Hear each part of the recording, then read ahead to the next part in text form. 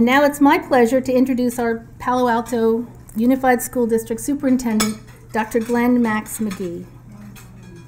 Superintendent McGee has a 42-year career in education so far. He's still at it right here, still counting. He's been a teacher, he's been a principal, superintendent for 3 K-8 Illinois school districts. When he served as Illinois State Superintendent of Education, he led strategic initiatives to address the achievement gap and launched an early childhood education initiative, just to mention 2. He spent 6 years as president of the Illinois Math and Science Academy. And that's just the highlights. I don't have enough time. Ellen will wring my neck if I go through the rest of it. Over his career, Superintendent McGee has led research teams, served on state and national boards regarding literacy, at-risk youth, workforce readiness, and STEM, science, technology, engineering, math. Before joining PAUSD, Dr. McGee led a startup global high school collaborative for teaching, learning, and research, PRISM. Superintendent McGee is a proven leader, innovator, and passionate advocate for developing the abilities of every child. He's known for team building, communicating, and just plain getting things done. In his short time with us at PAUSD, he has already initiated efforts and conversations that are moving us forward in exciting and constructive directions. We're delighted to have Superintendent McGee with us today as we focus on education. Please join me in welcoming Dr. Max McGee, our superintendent.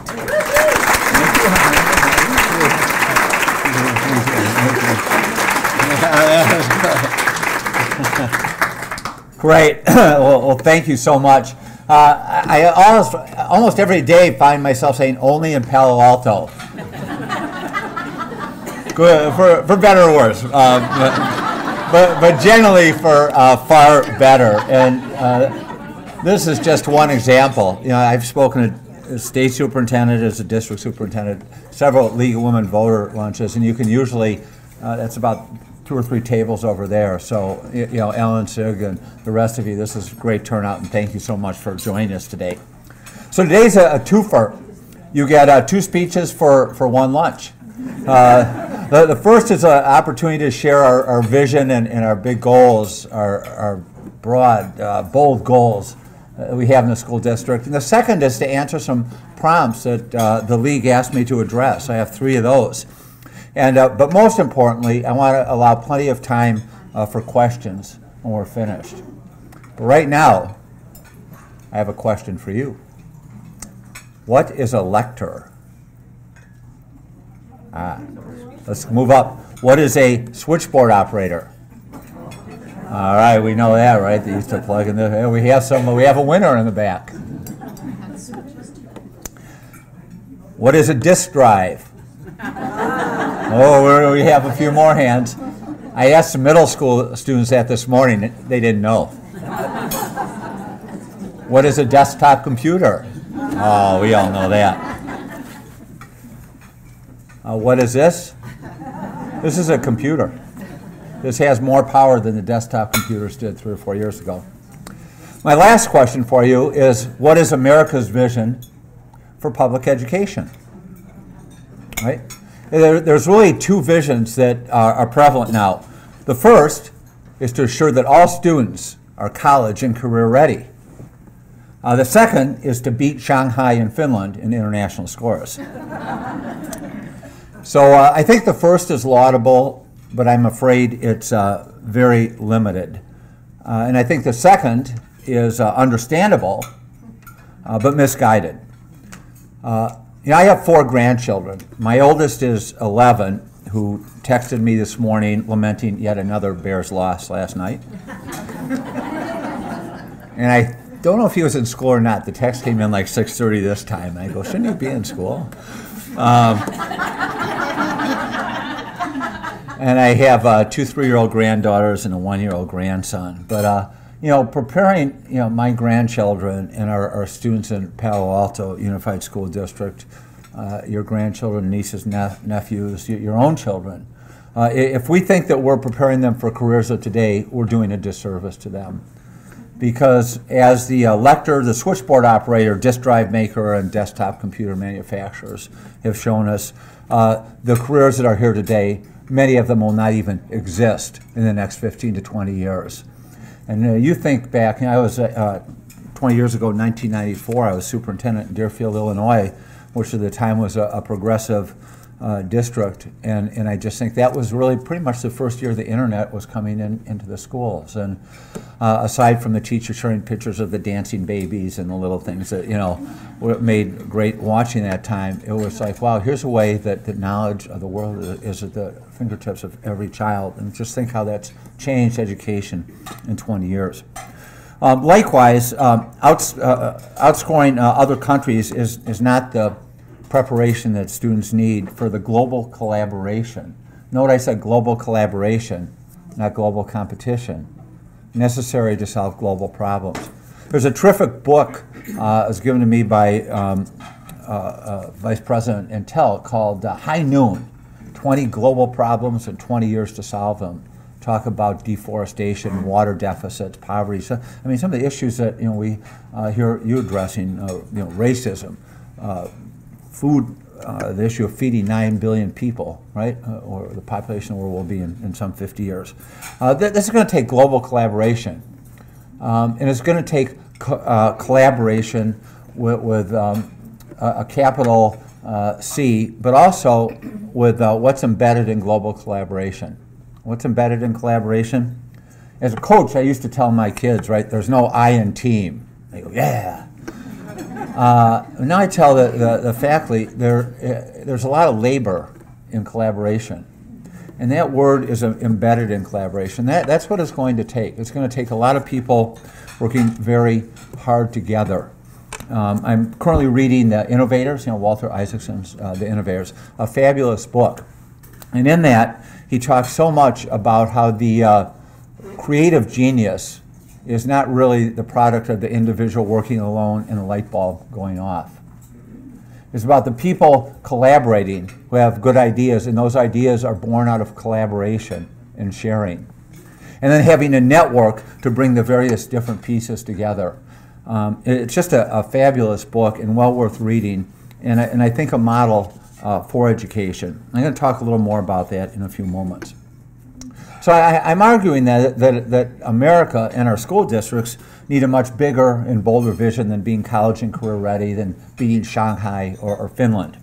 So for America to sustain and strengthen its productivity, its innovation, to assure its leadership and partnership in attacking these global problems, for my 4 gifted, talented, athletic, beautiful, handsome grandchildren, to be responsible, productive, and free citizens, we need to envision an education system that is beyond college and career ready, that enables them to thrive in a future highlighted by global collaboration. So I would argue that we should be striving to prepare our students for careers that don't exist, preparing them for careers that don't exist. And I want to emphasize, I'm going to use that word careers in quotes, because most of these youngsters will not really have careers. They'll change jobs. They'll start their own companies. They'll jump from here to there. They'll be their own bosses. They'll find ways to work out of their home. They'll network across the globe. Just that whole idea of career is going to change. So I think rather than prepare students just to be college and career ready, we need to prepare them to be continual learners, to have a passion for learning, to never stop learning, to have that sense of wonder, discovery, creativity, curiosity that they brought to kindergarten. To this end, our school district has adopted a big, bold vision and some very specific goals. You have, I think most of you, again, I am still in my Chicago mode, and I think I only brought 40 or 50 of these versus my Palo Alto mode of 80 or 100. We have our vision statement on here, which I don't really need to read, and I hope that by the end of the year you don't need to read it either, because you will know it as well as we are learning to. That big vision really has 3 key clauses. The first is about developing students' knowledge, critical thinking, and problem-solving skills. In some way breaks my heart to hear people equate knowledge with learning. They're two different things. There's this big rush to acquire knowledge, to have 2,400 SAT scores, to have 5 on all your APs. But that's a very limited value if you can't use it to solve really challenging problems. It's of almost no value if you're just memorizing and forgetting and not thinking critically and making meaning, making connections, and putting that knowledge to use. I like this table. They applauded anything. Sit up here, would you? Or make some room. The second clause, I think, is equally as important. It starts with the verb nurture, which is a verb I just love. It's about nurturing curiosity, creativity, and resilience.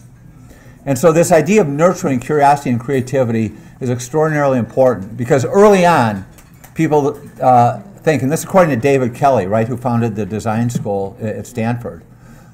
David says somewhere along the line, about 80% of the people decide, I'm not creative. And I know 20 years ago in education, we did all this work to see if you were left-brained or right-brained,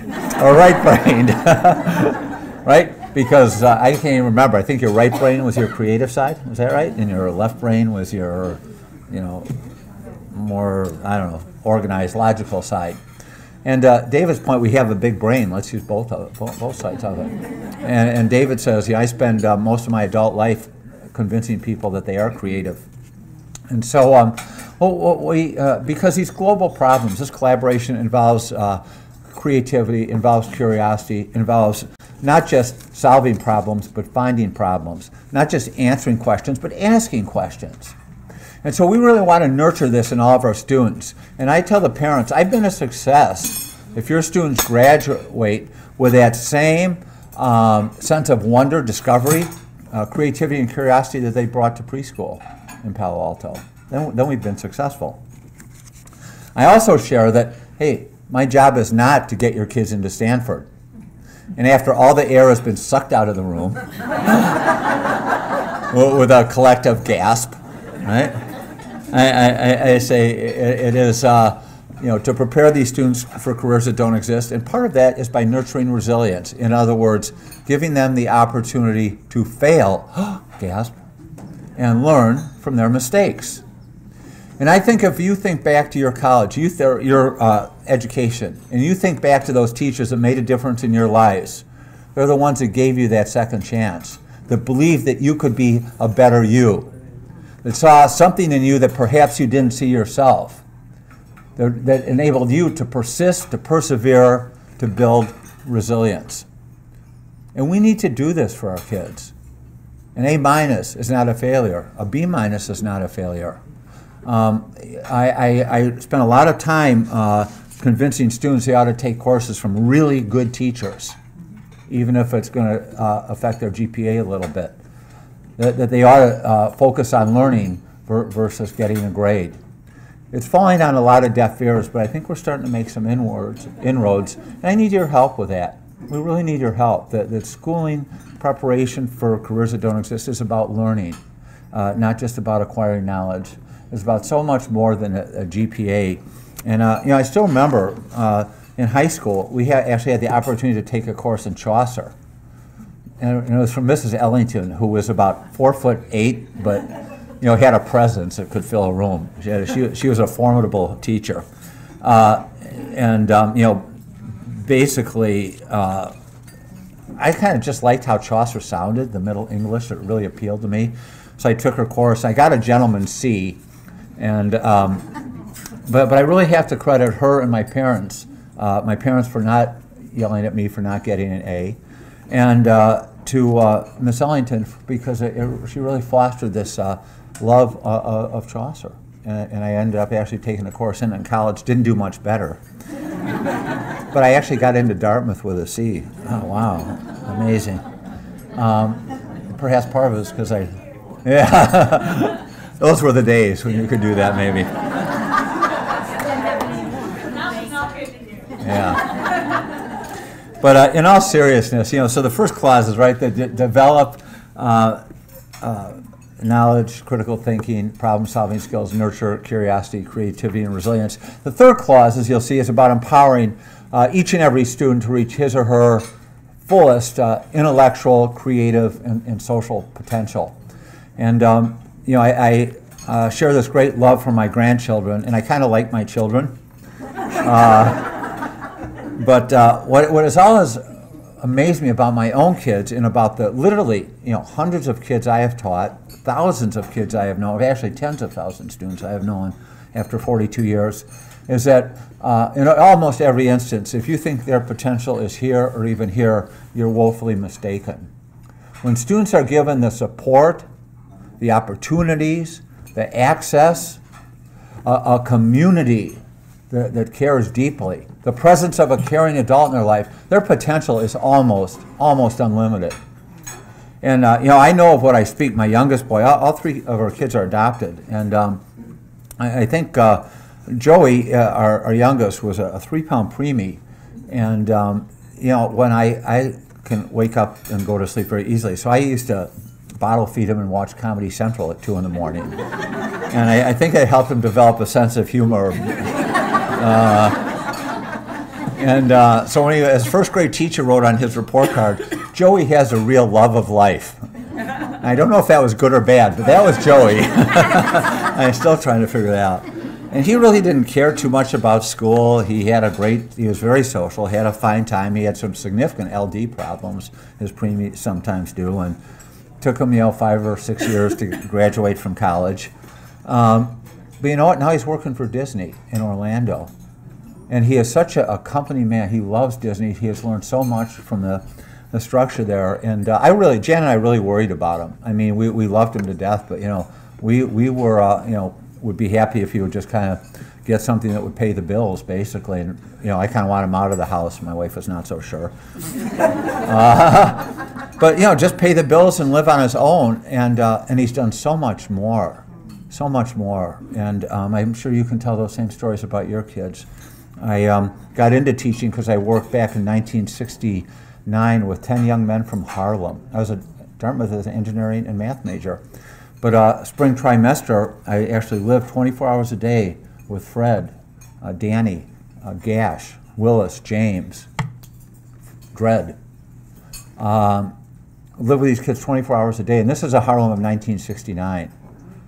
And so these boys had enormous talent in incredible, horrible conditions. And but they came up and lived in New Hampshire and went to Lebanon High School there. And you know, I lived with these kids 24 hours a day and learned so much about human potential when you had kids that you could give that opportunity, the access, support, the love, and when they could work together. It made such a difference in these kids' lives. So that's that third piece of our vision statement, empowering every child to reach his or her fullest potential. We've developed, based on that, a strategic plan. We've also developed 5 goals with significant measures and deliverables that we will be reporting on at the board meeting Tuesday night in the progress we've made. The first is cultivating support for district-wide culture that expects, achieves, inspires, and promotes academic excellence, hard work, active engagement, and perseverance for every student. And all those are important, and especially the perseverance. We want kids to struggle. We want them to learn. We want them to learn how to persist. We've done a book study with school board members, with our 70 leadership team. I was actually at a book club at JLS Middle School yesterday where the teachers did a book study on a book called The Smartest Kids in the World. And this is not a study of test scores. A lead writer for Time magazine followed 3 American high school kids. One went to school in Finland, one in South Korea, one in Poland. And she tells their stories through the kids' eyes. And to a one, they all learned about the power of perseverance in these other countries. And you know, there were some other differences, but school is pretty much school. Kids are pretty much kids. But there's a significant piece in there about students learn to persevere through rigorous classes. And there was one had a little chapter, and it's called "Even the Stoners Work Hard." Because school is serious, they learn to persevere. So that piece about promoting academic excellence and perseverance, really, and active engagement, you know, really matters to us. The second is creating conditions that assure consistent high quality and fairness in curriculum instruction and assessment, while affording individual schools autonomy to design, develop, implement, and evaluate innovative practices and programs aligned with the district's strategic plan and school improvement plans. So two things we're trying to do here is make things more consistent. And this has not been easy. The district has, I think, developed over time a culture of autonomy, and there's some value in that. But we have 18 different schools, 18 different communities, but we are part of one collective community. You are here because of a collective community. And our school district needs to have this central vision, these central goals, a sense of a collective community, as do the faculty. And so we're working very hard to have consistency, not uniformity, but consistency. Consistency in our summative assessments and major papers, right? Consistency in grading practices, consistency in following our homework policy across the district. And so, when you bump up against this, sometimes you have some struggles. The second part of that goal was about promoting innovative practices, not just promoting, there were 4 words: designing, developing, implementing, and evaluating. A lot of us educators are darn good about trying innovative practices, but we're darn bad about evaluating them. And so what happens? They may work for a year for your 30 kids. They may work for a year for your 80 to 100 kids if you teach high school or middle school. They may work for 2 or 3 years for the kids in your class. And when you're gone, they're gone, right? When the kids move on to the next grade, it's max who, right? Oh yeah, we did something a long time ago. It was really cool. But that's not what we need. As we prepare kids for careers that don't exist, right? We prepare them for global collaboration. We need innovations that are thoughtfully designed, carefully evaluated, thoroughly implemented, and then disseminated. And so we're going to work very hard on that because we have some really exceptional programs. And we need to learn from other school districts that actually also have great ideas and bring them into our district. The third goal is to assure that professional learning is aligned with our school improvement plans and district strategic plan. That seems like a no-brainer for those of you not in education. Again, in most school districts, not just Palo Alto, most school districts, teachers can, everybody encourages professional learning, but most places kind of go out and do what you want to do, and you'll get some credit for tuition reimbursement, move up on the salary schedule. What we're doing now, our teachers literally log in, and in order to get their credit for it, they have to demonstrate it's aligned with our strategic plan and the school improvement goals, that they have to do reflections. They have to demonstrate how they use it in practice. And it's making a difference already. The fourth is really making sure that our strategic plan gets done. We have this incredible strategic plan that talks about things like closing the achievement gap. It talks about assuring the social, emotional health and well-being of every single student. And this is an extraordinary strategic plan. I actually used it last year as a model for our startup school in Princeton. And I mean it. But, one of the issues with strategic plans, probably it's best said through illustration. And I don't have my wallet with me. Anybody have $100 I can borrow? Well, if you have $100 and you want it 5 years from now, put it in a school strategic plan. Because 5 years from now, when it's pulled off the shelf and you blow off the dust, and there's your $100, right? That is all too true, and we're not going to let that happen. So, I have assigned our leadership team. Everyone has a responsibility for a piece of that strategic plan. Now, the final goal is to anticipate, respond, and promptly resolve potentially distracting and disruptive issues in order to focus on the district vision. And that's may of all the goals may be the biggest challenge. There are so many little distractions, so many things that get in the way of getting good things done for our young men and young women, our boys and girls. And simply, we're not going to let it happen. We're going to put the past behind us, we're going to learn from it, and move on. So what does it look like in reality? If what words are one thing and actions are quite another. So on the back of that handout, and we can put this on the website. Well, we kind of have, how do you make this vision a reality? We have a from and to. And you don't need to read this. I'm not going to go through all of them. But so what are these goals? What does this vision look like in practice? And the first one I talk about is from school science to real science. So what's school science? Name the parts of a microscope. Right? What's school science? A, B, C, D. Select one for the right answer. What's real science?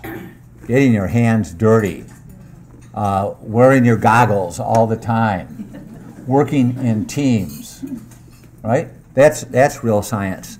I'll tell you a real science project that we're just starting. We're going to start the second semester. Here's a real science project for you. I have a close friend and colleague in Singapore who works at National Junior College, one of the top high schools in Singapore. Harm and I did this a couple of years ago, and we already are recruiting high school students now. We will have students in Singapore work on a research project with students at Gunn and students at Palo. Yeah. They video conference every 2 weeks, and this is not like which paper towel picks up something the fastest. This is density functional theory. I don't know what it is, but the kids do. So we're matching these kids with each other, with a faculty member at each end and a scientist at each end. And so they're going to collaborate in a research project. Our kids will go there for a week in the spring. Their kids will come here, and they present at an international competition in July. So this is when we talk about real science. You know, when was the last time those of you that read scientific journals read our article by one author? They don't exist anymore. Basically, every scientific article is by multiple authors. So that's it. I won't go through all these. So let me just hit some other though. You know, the 5-paragraph essay. Right? We write your 5-paragraph. No more. Certainly no less. But what we want our kids to do is learn how to write, and learn how to write to argue. Learn how to write with power and elegance and beauty. Learn how to communicate clearly, succinctly. How to use words beyond very, beyond awesome. Right? So we right now have about 120 of our elementary teachers all year long have had professional development with Columbia Teachers College writing workshop. And does it make a difference? The teachers run these writing conferences for individual kids. They teach the kids how to do really high quality peer editing. And I tell you how I know it makes a difference, because when I visit classes, the kids want to read me things that they've written. Hey, you want to read my story? Look at my story. It's fantastic. It's making a difference.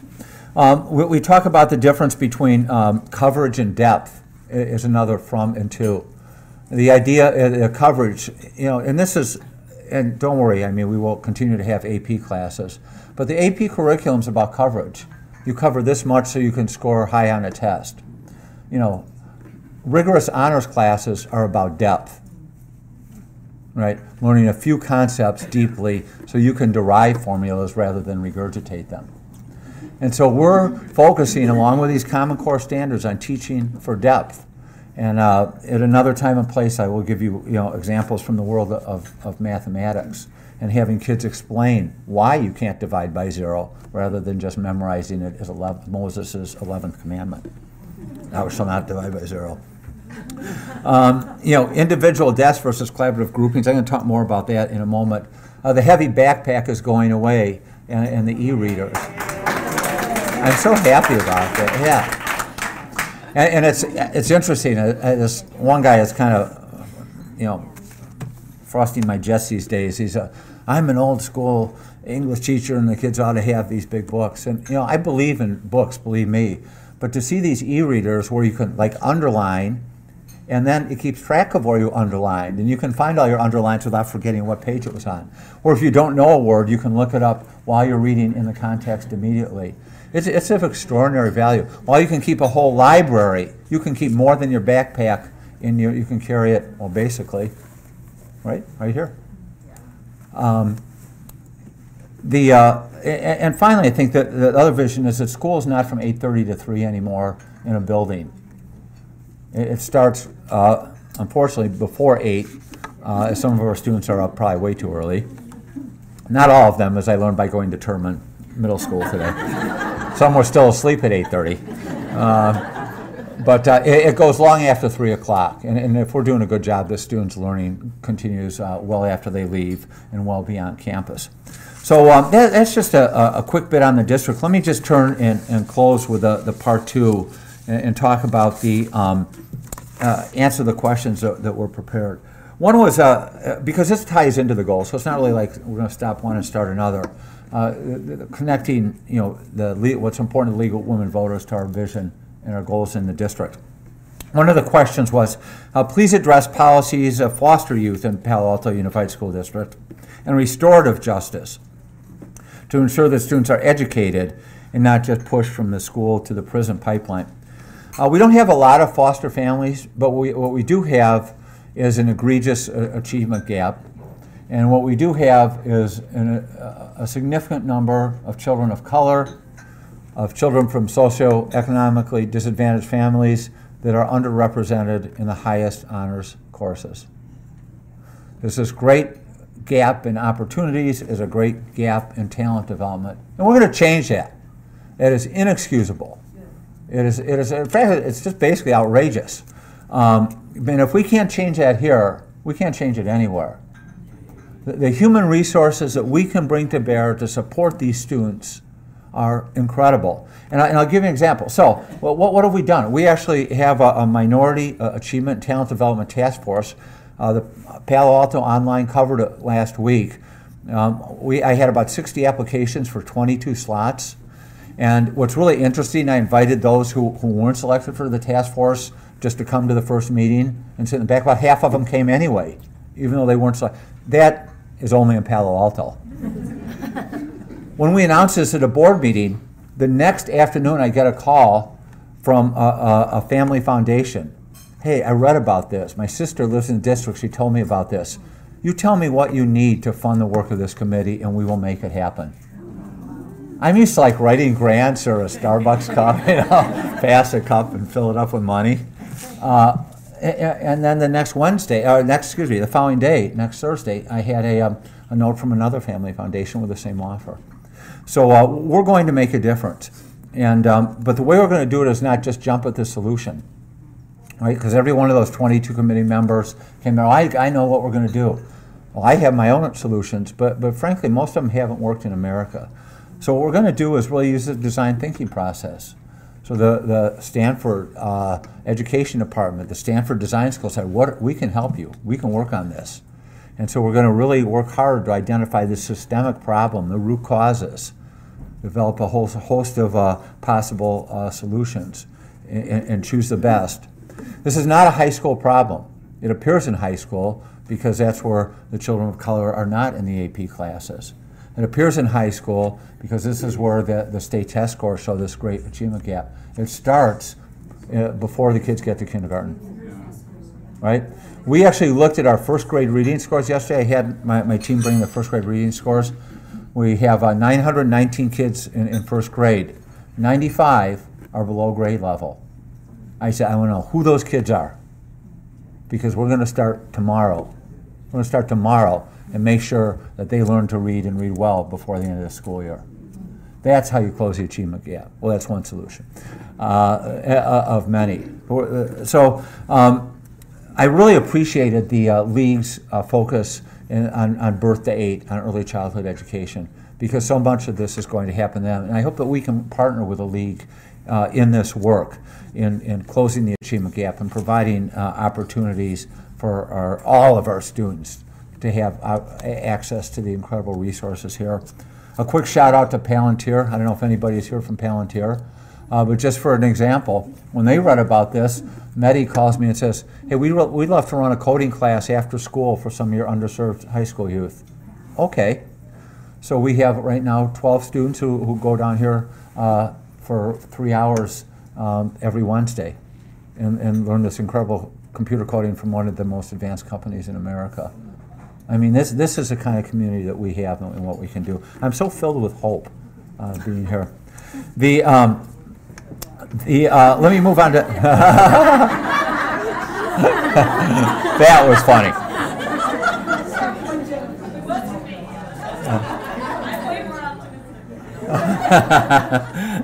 The second question was about collaborative learning and leadership.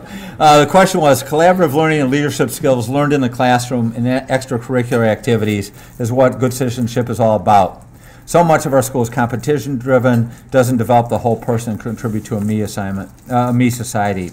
So yeah, I'm not going to spend a lot of time on this. You know, I've talked about collaboration at the international level, cited Isaacson, but I will tell you, even what mathematics classes don't look like the math of our days. The kids are not, by and large, sitting at individual desks. They're working in small groups, solving problems together.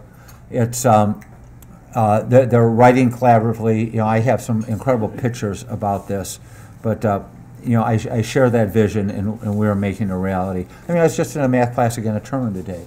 The kids are all working together on solving some really tough problems. The teacher says, any of you guys get the challenge problems yet? No, we don't, or the challenge problem. They had one really tough challenge problem. No, we don't have it yet. You want me to tell you the answer? You know what the kid said? No! That's good math teaching. Finally, the least concern about the need for youth is to become really making democracy work, to learn how democracy works. We do so much at the elementary level with our class meeting, with teaching about voting. Ann Brown was hilarious. She's a principal of Palo Alto. I said, you know, tell me a little about what you do to teach democracy. She says, well, I respond to the kids' petitions. I go, petitions? Yeah, petitions.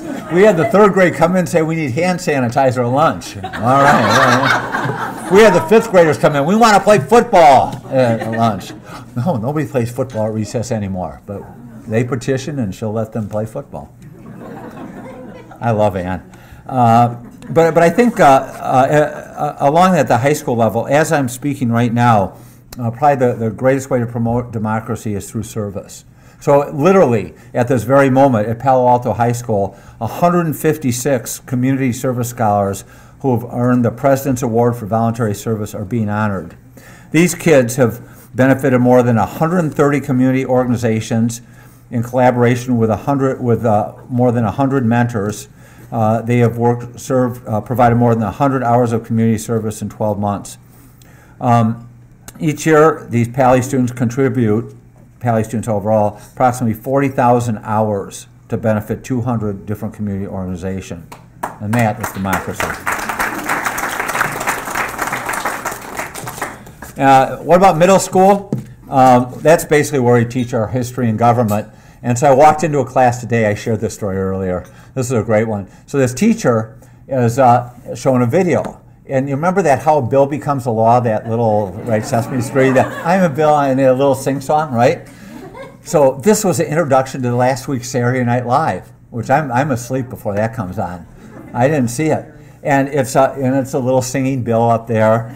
And then President Obama comes in and pushes the bill down the hill. Now, I love President Obama, so don't take this politically. I know the league is neutral, but pushes the bill down the hill, and in comes a dancing executive order.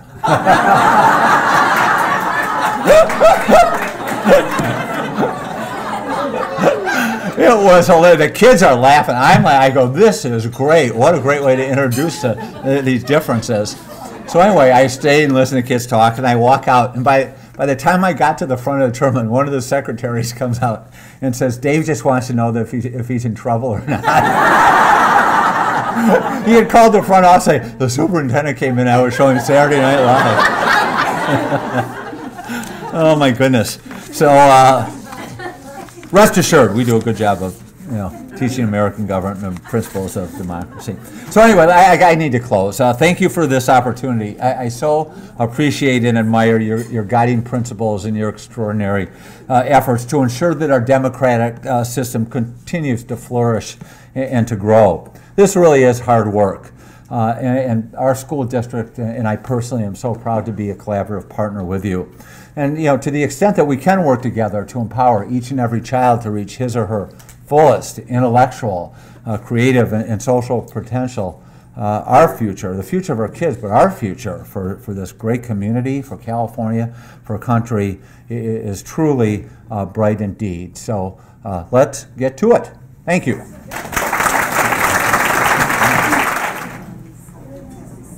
Okay, so what I see in Palo Alto is it's got a worldwide focus. And people from all over the world actually trying to come here to send their kids to school. Yes, they do. Some of the places where they're coming from, there is an inherent stress about finding a job. So that stress translates to the kids having to achieve very strong academics.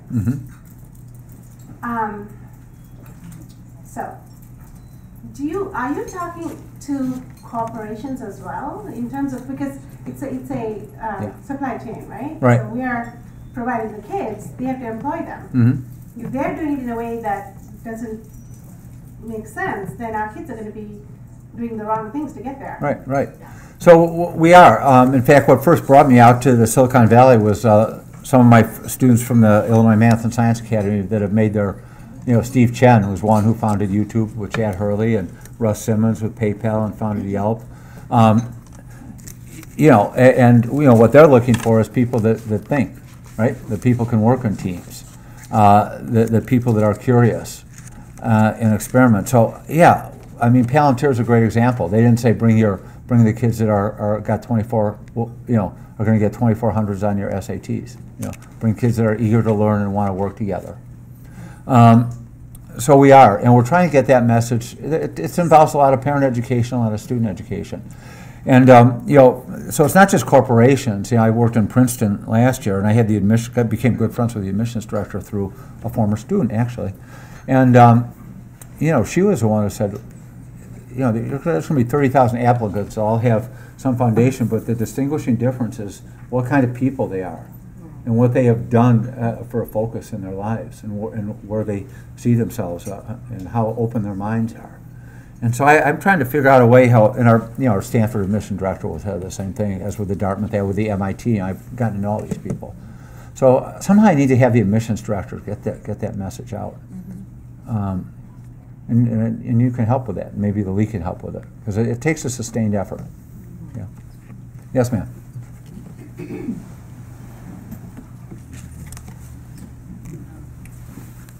As a long-time, now retired Palo Alto Unified School District teacher, I have to say welcome. The teachers like you. Not for now. Thank you. And my question is, when I was teaching, we always heard about young fives, but nothing else below that. And all the research coming out now is talking about 0 to age 5. Every dollar we put in, we save 7 coming back. Yeah. So what are we doing about 0 to age 5 for the children in Palo Alto and districts around us, like East Palo Alto? Are we working on something this vital age group? Yeah, that's a terrific point. And I'll tell you one thing, I like the teachers too. I've really enjoyed working with the teachers here. When I was state superintendent, I started an initiative called Birth to 8, and we got a lot of funding. And the state legislature has continued the funding and developed the Early Learning Council. And I had asked the current governor's wife, the governor-elect's wife, to head that up, Diana Rauner, and she's been an amazing advocate. We need that kind of advocacy, I think, statewide and in the community. Because learning does begin at birth. So so right now we don't have any concrete plans other than getting a handle on what we have and what we don't have. And Heidi Emberlin, our board member, this is her life's work, this early childhood education. And we've met with Janice and talked about what we need to do, because there's a great need, and the opportunities that we have are just too few. So I don't have an answer, but I will tell you that that's part of the what our Achievement and Talent Development Committee is looking at. How does it start early? So it's a great idea, and we'll try to do our best to make things work that way. I would add that the League of Women Voters of the state is doing a lot of work in early childhood education, ECE. Right. Way over here. Thank you for being here today. I know you're de-emphasizing grades, but I would give your remarks an A+. Oh, thank you. I'll take it. Thanks. I know social and emotional health is one of your goals. Yeah. Can you talk more about that? I think for this community, Sure. Project Safety Net has been a good step, but what's the next step? Yeah, it has been a good step. So the at Project Safety Net, we're kind of looking at how we can restructure that. We've been through 2 executive directors, pretty quickly, and we need to do something to sustain the leadership and sustain the collaborative venture. So the and Jim Keen and I have a great working relationship. Jim being the city manager, and so a few things we're doing. I mean, we're going to figure out how to structure that. But I'll tell you, Tuesday night actually, we have redesigned our central building project to include a wellness center, and that was we had the work of Denise Herman, our new principal there, and it costs some money to do the redesign, and it's well worth every penny. The and frankly, this idea of the study of consistency, that's a great stressor for kids when exams get stacked up, when the homework gets piled on, especially if it's not meaningful homework. If people equate more homework with rigor, they're making a mistake. And so we have 2 things. One, we've commissioned Hanover Research to do a study of consistency. So they'll be actually doing document analysis and focus groups and interviews. And I think that will help social emotional health a lot. Part of it is professional development. How are we vigilant? How can we be more vigilant to identify issues? And that's important. I mean, I walked into class today, and there's one little 8th grader with her hoodie up and just terribly disengaged. And I just walked over and said, "Honey, what's the problem?" She said, "I'm just having a bad day." Now this is 8:30 in the morning. And so, I went down and talked to the assistant principal. I said, look after this young lady today. But it's that kind of vigilance that everybody needs to have. So we're, again, it's parent education, teacher education, Project Safety Net, and these wellness centers, safe places at schools. And the final is to emphasize the importance of so every child has a caring adult. And we just, in the school system. He really cares. And this area we need to improve. We're going to present the data from the California Healthy Kids Survey and the Palo Alto Reality Check Tuesday night. And one of the areas, I think it's only at the high school, it's less than 80%, somewhere I think between 70 and 80%, say there's a caring adult here. That's not good enough. It needs to be 95 to 100%. Yeah. We don't really have time we for don't. one question, but we're going to squeeze one in. Good. A final. Hi. Restorative justice Yeah. is actually an area which I'm deeply concerned and involved, and I'm curious to know what training you're doing for the teachers and the students from grade school through high school. Restorative justice is where they don't get kicked out of the classroom, they get actually helped, because your duty is to educate, not to suspend. I'd love to hear your answer. Thank you. Sure. So the one thing, we have a restorative justice class now at Palo Alto High School that Eric Bloom teaches. So he's teaching kids about it, which is incredibly cool class. So a few things. We have a lot of different options. I mean, part of it's just begins with the inclusion. I mean, this is Inclusion Week celebration, and the kids. We develop individualized plans for so many kids, whether they're special education, 504 plans, or just learning plans. So a lot of it is, what I constantly emphasize with the principals and the faculty to the extent I meet with them is teach the way kids learn, right? They're not always all going to learn the way you teach. So let's figure out and teach the way they learn and design a program for them. At Heidi's recommendation, the principal at Gunn and I spent an hour yesterday at Middle College at Foothill, which I love Foothill, by the way, and talking to students there who just weren't making it. I mean, these are bright kids, and to hear their stories about why they love Middle College and what they're learning. We need to. So what I'd like to do, frankly, is have this kind of academy within our high schools and our middle schools. So it is in the top of our minds, and that's all I can tell you. And it really does matter. So I think that probably is a good question to end with. And Ellen, I'll turn this back to you. And thank you again for all your good work.